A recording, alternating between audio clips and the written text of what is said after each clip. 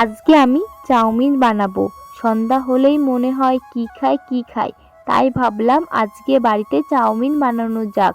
আমাদের বাড়ি যেহেতু গ্রামে, আমাদের গ্রামে কোনো চাউমিনের দোকান নেই। খেতে ইচ্ছা করলে দোকান থেকে কিনে এনে তারপরে তৈরি করতে হয়। আর এদিকে দেখো আমার ভাই, আমার মা সবজি কেটে রেখেছে, সব ফেলে দিয়েছে। তো দোকানে চলে গেছিলাম, দোকান থেকে আমার বরকে বললাম চাউমিন খাবো, টাকা পাঠাও। তো বর টাকা পাঠিয়েছিল। তারপরে আমি এখানে চাউমিন কিনে এনে এখন বাড়িতে বানাচ্ছি। এখানে কাঁচা লঙ্কা, ডিম, পেঁয়াজ ভেজে নিলাম, এর সঙ্গে গাজরও দিয়েছিলাম। গাজরটা আমি ভেজে নিচ্ছি। ভাজা হয়ে গেলে চাউমিন সেদ্ধ করে রেখেছিলাম সেটাও দিয়ে নিলাম, চাউমিনটা দিয়ে ভেজে নেব।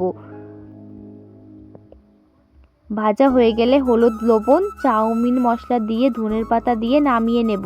উপরে টমেটো সস ছড়িয়ে দিয়ে এবার আমি খেয়ে দেখব কেমন হয়েছে। খেতে তো খুব সুন্দর হয়েছে। এইভাবে বাড়িতে তৈরি করেই আমি খাই, কারণ আমাদের গ্রামে কোনো দোকান নেই। ভিডিওটা ভাল লাগলে একটা লাইক করে পাশে থেকো। বাই বাই বন্ধুরা।